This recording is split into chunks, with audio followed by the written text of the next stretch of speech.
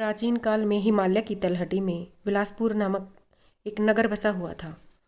उस नगर का राजा था विनयशील। विनयशील की आयु जब ढलने लगी तो उसकी जवान रानियों ने उसकी उपेक्षा करनी शुरू कर दी। इससे राजा बहुत चिंतित हुआ। उसने सोचा कि इस यौवन को पुनः कैसे प्राप्त किया जा सकता है। ऐसा सोचकर वह एक दिन राजवैद्य तरुणचंद्र जी के पास गया और उनसे बोला कि वैद्यराज, क्या आप कोई ऐसी दवा बता सकते हैं जिससे मैं पुनः यौवन प्राप्त कर सकूं।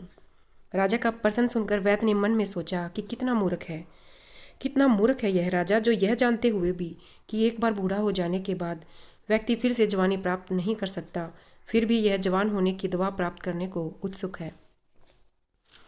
इसे तो मूर्ख बनाकर इससे धन ऐंठना चाहिए। ऐसा विचार कर उसने राजा से कहा कि राजन, दवा तो मैं तैयार कर सकता हूँ, लेकिन दवा से लाभ प्राप्त करने के लिए आपको कुछ समय इंतजार करना होगा और उसके लिए मेरी कुछ शर्तें हैं जो आपको माननी होंगी और उन्हीं निर्देशों के अनुसार कुछ दिन संयम बरतना होगा। तो राजा पूछता है कि किस प्रकार का संयम। वैद्य बोला, आपको 8 महीने तक किसी गर्भागार यानी तहखाने में रहना होगा। राजा ने पूछा कि वह किस लिए।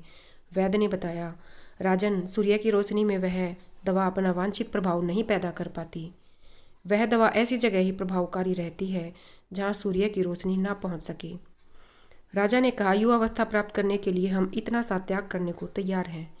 मैं तहखाना बनवाता हूँ, तुम दवाएं तैयार करो। वैद्य बोला कि राजन, मेरी एक प्रार्थना और भी है। तहखाने में आपको अकेले ही रहना होगा। आपके सेवक तहखाने के अंदर ना जा सकेंगे। वे आपको दरवाजे पर ही भोजन एवं दवाएं पहुंचा दिया करेंगे। राजा ने वैद्य का यह निवेदन भी स्वीकार कर लिया और आदेश देकर कुछ ही दिनों में एक तहखाना तैयार करा दिया। तहखाना तैयार हो गया। यह जानकर वह धूर्त वैद्य मन ही मन बहुत खुश हुआ। वह सोचने लगा, अब आएगा आनंद। कुछ ही दिनों में बूढ़ा राजा तहखाने में रहकर मर जाएगा। फिर सारा राजकार्य मेरी आज्ञा अनुसार ही चला करेगा। निश्चित समय पर उस वैद्य ने राजा को तहखाने में भेज दिया और उसका उपचार करने का ढोंग करने लगा। उसने राजा से कहा कि राजन, अब कुछ ही दिन बाद आपके स्वास्थ्य पर प्रभाव पड़ना आरंभ हो जाएगा। आपकी ढीली झुर्रियों से भरी त्वचा फिर से तनने लगेगी। आपका शरीर हष्ट पुष्ट हो जाएगा। आप इतना शानदार शरीर प्राप्त कर लेंगे कि आपकी रानियां भी आपको एकाएक पहचान नहीं पाएंगी। यह सुनकर राजा बहुत खुश हुआ और बोला, हम यही तो चाहते हैं वैद्यराज। यदि मुझे फिर से जवानी प्राप्त हो गई तो मैं तुम्हें माला माल कर दूंगा। धूर्त वैद्य इधर तो राजा को जवान बनाने का ढोंग करता रहा, दूसरी ओर वह गुपचुप एक षड्यंत्र को जन्म देने लगा। उसने कुछ ही दिनों में अपने कुछ विश्वस्त व्यक्तियों के द्वारा जंगल से तहखाने तक एक गुप्त सुरंग खुदवा दी। इसके बाद वह किसी ऐसे व्यक्ति की तलाश में रहने लगा जो राजा की शक्ल से मिलता जुलता लेकिन जवान पुरुष हो। देवयोग से कुछ ही दिन बाद नदी के तट पर स्नान करता हुआ एक ऐसा व्यक्ति उसे दिखाई दे गया जिसकी शकल सूरत बूढ़े राजा से काफ़ी हद तक मिलती थी। वैद्य उस व्यक्ति के पास पहुंचा और उससे पूछा, नौजवान, लगता है इस नगर में पहली बार आए हो। कहाँ के रहने वाले हो तुम। उस युवक ने उत्तर दिया, आपने ठीक पहचाना श्रीमान, मैं इस नगर में पहली बार ही आया हूँ, पर आप यह सब क्यों पूछ रहे हैं। वैद्य ने अपने स्वर को यथासंभव बड़ा ही मीठा बनाते हुए कहा कि नौजवान, तुम मुझे अपना मित्र ही समझो। अगर तुम मेरे कहने के अनुसार काम करने के लिए तैयार हो जाओ तो मैं तुम्हें इस नगर का राजा भी बना सकता हूँ। युवक ने आश्चर्य से पूछा कि राजा, आप तो बड़ी आश्चर्यजनक बात बता रहे हैं श्रीमान, आपका नाम क्या है। वैद्य ने कहा कि मुझे वैद्य तरुणचंद्र कहते हैं। राजा पर मेरा बहुत प्रभाव है। वह युवक बोला, ओह, यह तो बड़ी खुशी की बात है कि आप इतने प्रभावशाली व्यक्ति हैं। वैसे मुझे राजा बनने के लिए क्या करना पड़ेगा। वैद्य ने कहा, बस सिर्फ कुछ दिन तुम्हें तहखाने में रहना पड़ेगा। फिर जब तुम तहखाने से बाहर आओगे तो रोज राज सिंहासन पर बैठने के हकदार बन जाओगे। युवक ने कहा, मुझे आपका यह प्रस्ताव स्वीकार है श्रीमान। अब यह भी बता दीजिए कि मुझे कितने दिन तक प्रतीक्षा करनी पड़ेगी। मेरा मतलब है, मुझे कितने दिन तक तहखाने में रहना पड़ेगा। वैद्य ने कहा कि ज़्यादा दिन नहीं रहना पड़ेगा, ज़्यादा से ज़्यादा 4 दिन। तब तक मैं अपनी योजना को क्रियान्वित कर लूँगा। ठीक है, मैं नदी किनारे एक धर्मशाला में ठहरा हुआ हूँ। जब भी आप मुझसे मिलना चाहें वहाँ चले आना। यह कहकर वह युवक अपने ठहरने के स्थान पर चला गया। वैद्य और भी तत्परता से अपनी योजना में व्यस्त हो गया। एक रात उसने बूढ़े राजा को दवा में जहर मिलाकर दे दिया। जिसके कारण उसकी मृत्यु हो गई। वैद्य ने उसकी लाश कंधे पर ला दी और सुरंग के रास्ते बाहर ले जाकर एक कुएं में फेंक दी। उसी रात वह धूर्त वैद्य धर्मशाला से सुरंग के रास्ते से उस युवक को तह खाने में ले आया और युवक से बोला, तुम्हें यहाँ कुछ दिन ही रहना होगा और कष्ट सहना पड़ेगा। जैसे ही तुम्हारी दाढ़ी मूछें बढ़ जाएंगी, मैं तुम्हें इस तह खाने से निकाल कर राजभवन में ले चलूँगा। तुम ऐसे जाहिर करना जैसे कि बुढ़ापे से छुटकारा पाकर नए नए जवान हुए हो। अगर राजभवन में मुझे किसी ने पहचान कर शंका प्रकट की तो युवक ने आशंका प्रकट की। वह सब मुझ पर छोड़ दो, मैं जब सब संभाल लूँगा। वैद्य बोला, तुम सिर्फ एक ही बात का ध्यान रखना कि मैं जैसा कहूँ उसी के अनुसार काम करते रहना। ठीक है, मैं वैसा ही करूँगा, युवक ने आश्वासन दिया।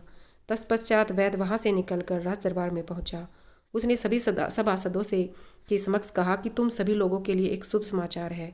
मेरी दवाओं से महाराज अवधि से पहले ही युवा हो गई हैं। कल वह महल में पधारेंगे।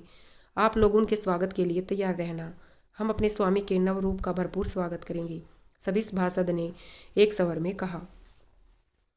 यही बात वैद्य ने रानीवास में पहुंचकर भी दोहराई। यह सुनकर रानियां प्रसन्न हो गई। उन्होंने वैद्य को राजसी कोष से धन दिलाने का आश्वासन दिया। योजना अनुसार अगले दिन वैद्य ने तह खाने से उस युवक को लाकर राज सिंहासन पर प्रतिष्ठित कर दिया। इतना ही नहीं, उसने राजा बने युवक से भी कहा, महाराज, बुढ़ापा समाप्त होकर आपने नया रूप पाया है, क्यों न अब अपने पुराने नाम को छोड़कर आप अपना कोई नया नाम रख लो। विचार बुरा नहीं है वैद्यराज, तुम्हें कोई अच्छा सा नाम सुझा दो, राजा बने युवक ने कहा। मेरे विचार से तो आपका नया नाम अजर ठीक रहेगा। यह नाम आपके बिल्कुल अनुरूप भी है, वैद्य ने नाम सुझाया। वहाँ उपस्थित सभी सभासदों को भी राजा का नया नाम पसंद आया और उन्होंने महाराज अजर की जय हो के नारे लगाई। कुछ दिन तो राजा अजर वैद्य तरुण चंद्र के इशारों पर काम करता रहा। फिर परिस्थितियां उसके अनुकूल हो गई और सब कुछ सामान्य हो गया तो उसने वैद्य की उपेक्षा करनी प्रारंभ कर दी। यह देखकर वैद्य हतप्रभ हो उठा। एक दिन उसने एकांत में राजा अजर से कहा, क्यों राजन, सिंहासन प्राप्त करते ही मेरी उपेक्षा करनी प्रारंभ करती? आपको याद है क्या कि क्या वचन दिया था आपने मुझको? किस वचन की बात कर रहे हो वैद्यराज? राजा ने अनजान बनते हुए पूछा। वैद्य बोला, उसी वचन की महाराज जिसमें आपने मुझसे वादा किया था कि आप भविष्य में राजकाज मेरे परामर्श से ही किया करेंगे। राजा बोला, राजकार्य तो मैं अब भी मंत्रियों के परामर्श से ही करता हूँ वैद्यराज, तुम वैद्यराज हो, मंत्री नहीं, इसलिए तुम्हारा परामर्श लेना मेरे लिए आवश्यक नहीं है। यह सुनकर वैद्य की त्योड़ियाँ चढ़ गई। वह चेतावनी भरे स्वर में बोला कि राजन, यह मत भूलिए कि इस सिंहासन पर मैंने ही आपको बिठाया है। मेरे ही प्रयास स्वरूप आज आप इस सिंहासन पर विराजमान हैं। राजा गर्जा, झूठ बोल रहे हो तुम मुझे राज सिंहासन पर बैठाने वाले कौन होते हो? यह सिंहासन मैंने अपने पूर्व जन्मों के तप और त्याग स्वरूप प्राप्त किया है। वैद्य ने प्रतिवाद किया, क्या प्रमाण है इस बात का कि यह सिंहासन आपको अपने पूर्व जन्मों के तप और त्याग के फल स्वरूप प्राप्त हुआ है? राजा ने कहा, समय आने दो, प्रमाण भी तुम्हें मिल जाएगा। राजा की बात सुनकर वैद्य तरुण चंद्र असंतुष्ट भाव से वहां से चल दिया। वह मन ही मन राजा को कोसने लगा। धोखेबाज, कृतज्ञ कहता है, मेरे पूर्व जन्म के तप स्वरूप यह सिंहासन मुझे मिला है। समय गुजरता गया। एक दिन राजा नौका विहार के लिए अपने मंत्रियों एवं तरुण चंद्र वैद्य के साथ नदी किनारे पहुंचा। वहां उसने नदी के जल में बहते 5 कमल पुष्प देखे। उसने आदेश देकर उन 5 फूल नदी में से निकलवाए और फिर गौर से उन्हें देखता हुआ बोला कि आश्चर्य है, यह फूल तो बिल्कुल सोने के लिए लगते हैं। जीवन में मैंने कभी इतने अद्भुत कमल के फूल नहीं देखे। मंत्री ने भी राजा की बात से सहमत होते हुए कहा, हाँ राजन, ऐसे फूल तो मैंने भी पहली बार देखे हैं। देखिए तो इनमें कैसी सुंदर पीली किरणें निकल रही हैं। इन्हें तो आप अपने सरोवर में उगवा लीजिए। राजा ने वैद्य तरुण चंद्र की ओर देखा और उससे कहा, वैद्यराज, आप तो वनस्पति विज्ञान में गहरी दिलचस्पी रखते हैं। बहुत सी जड़ी बूटियों को आप देखते ही पहचान लेते हैं। हमें भी आपकी ही के कारण नवयौवन मिला है। आप नदी के उद्गम स्थल पर जाकर उस स्थान का पता तो लगाइए जहाँ से यह फूल नदी में बहकर आए हैं, और यदि हो सके तो इनके कुछ बीज भी ले आइए। मैं इन्हें अपने सरोवर में लगवाना चाहता हूँ। कोई और अवसर होता तो वैद्य तरुण चंद्र जाने से इनकार कर देता, किंतु इतने मंत्रियों की उपस्थिति में वह इनकार न कर सका। इनकार करता तो उसकी योग्यता पर प्रश्न चिन्ह लग जाता। सब यही सोचते कि इस वैद्य को वनस्पति शास्त्र का कोई ज्ञान नहीं है, यह तो यूं ही डींगे हाँकता रहता है। जग हंसाई के भय से वह जाने के लिए तैयार हो गया। नदी के बहाव की विपरीत दिशा में चलता हुआ वैद्य नदी के उद्गम स्थल पर पहुंच गया। वहां उसने एक बहुत पुराना ऐसा शिव मंदिर देखा जो खंडहर में तब्दील हो चुका था। उस मंदिर का अधिकांश हिस्सा ध्वस्त हो चुका था। सिर्फ वही कक्ष कुछ अच्छी हालत में शेष बचा था, जिसमें भगवान शिव की मूर्ति शिवलिंग के रूप में भी स्थापित थी। वैद्य ने भगवान शिव को नमन किया, फिर कक्ष से बाहर निकलकर मंदिर के प्रांगण में पहुंचकर इधर उधर निगाहें दौड़ाने लगा। तभी उसकी निगाहें एक बरगद के वृक्ष पर केंद्रित हो गई। बरगद का वह विशाल वृक्ष नदी के एक किनारे पर उगा हुआ था। उसकी कुछ शाखाएं तो नदी के जल के ऊपर फैली हुई थी और कुछ शाखाएं भूमि पर। तभी उसकी नज़र वृक्ष की शाखा पर लटके एक नरकंकाल पर जाकर अटक गई। नरकंकाल बरगद की एक मोटी सी शाखा पर उल्टा लटका हुआ था। उसकी टांगें आकाश की ओर थी और सिर नदी के जल के ऊपर। उत्सुकतावश वैद्य उस नरकंकाल के समीप पहुंचा और यह सोचने लगा कि यह नरकंकाल किसका है और क्यों विपरीत अवस्था में लटका हुआ है। क्या इसके उल्टा लटकने में कोई रहस्य छुपा हुआ है? वैद्य यह सब बातें सोच ही रहा था कि अचानक मौसम का मिजाज बदलने लगा। आकाश पर घने एवं काले बादल छाने लगे। वायु का प्रवाह तेज होने लगा। देखते ही देखते तेज आंधी के साथ घनघोर वर्षा प्रारंभ हो गई। वर्षा में भीगने से बचने के लिए वैद्य बरगद के मोटे तने से सटकर खड़ा हो गया। अकस्मात भटकती हुई उसकी नजरें फिर उस नरकंकाल पर जा टिकी। वर्षा की बूंदें उस नरकंकाल को भिगो रही थी और जब उस कंकाल का स्पर्श कर वर्षा का जल नीचे नदी में गिरता तो उससे स्वर्ण कमल पैदा हो जाते थे। यह देखकर वह तरुण चंद्र आश्चर्य से भर उठा। वर्षा जब थमी तो वह बरगद की शाखा पर चढ़ गया और उत्सुकतावश हाथ बढ़ाकर नरकंकाल को उतारने का प्रयास करने लगा। तभी अचानक नरकंकाल शाखा से अलग होकर नदी के जल में जा गिरा और गहरे जल में विलीन हो गया। वैद्य वापस लौटकर आया तो उसने सारी बातें राजा अजर को बताई। यह सुनकर राजा अजर के चेहरे पर मुस्कान आ गई। उसने वैद्य से कहा, वैद्य तरुण चंद्र, जिस नरकंकाल को तुम देख कर आ रहे हो वह पूर्व जन्म का मेरा ही प्रतिरूप है।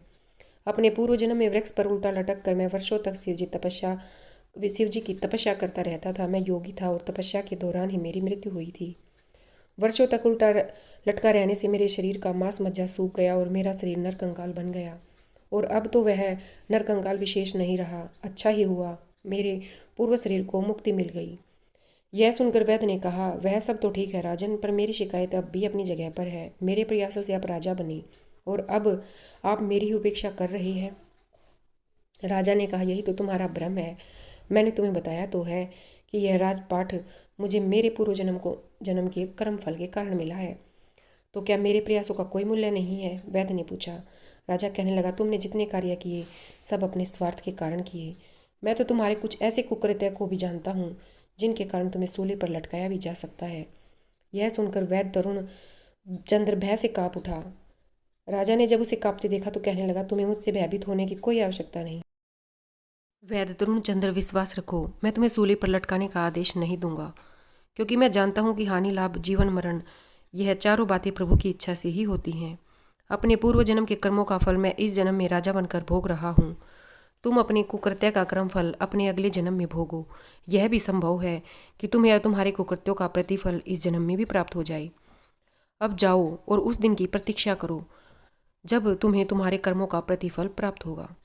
वैद्य थके कदमों से उदास भाव से वहां से चला गया। राजा का कथन सही सिद्ध हुआ। कुछ दिन बाद वैद्य तरुण चंद्र जंगल में बुढ़िया खोजने के लिए गया। संयोगवश वह उसी कुएं के पास पहुंचा जिसमें उसने वृद्ध राजा विनय की लाश फेंकी थी। उस कुएं में अब एक ऐसी झाड़ी उगाई थी जिसकी टहनियाँ कुएं से बाहर तक फैली हुई थी। उन टहनियों में पीले रंग के इतने सुंदर फूल उगे हुए थे कि वैद्य उन फूलों को तोड़ने का लोक सवरण न कर सका। वह कुएं की जगत पर पहुंचा और नीचे झुककर झाड़ी से फूल तोड़ने का प्रयास करने लगा। अकस्मात उसका पैर फिसला और वह अंधे कुएं में जा गिरा। वैद्य ने सहायता की गुहार लगाई, किंतु उस वीराने में उसकी मदद करने कौन आता। परिणाम यह निकला कि वैद्य भूखा प्यासा उसी कुएं में तड़प तड़प कर मर गया। किसी ने सच ही कहा है, अपने शुभ अथवा अशुभ कर्मों का फल प्रत्येक व्यक्ति को एक न एक दिन अवश्य भोगना पड़ता है। इसलिए ज्ञानी पुरुष कहा करते हैं कि सत्कर्म करो, ना तो किसी का बुरा सोचो और ना ही बुरा आचरण करो। सदाचारी व्यक्ति की ही जीत जीवन में हमेशा होती है। सत्कर्म को ही हमेशा मान सम्मान यश कीर्ति की प्राप्ति होती है। सदाचार ही सच्चा जीवन है। धन्यवाद।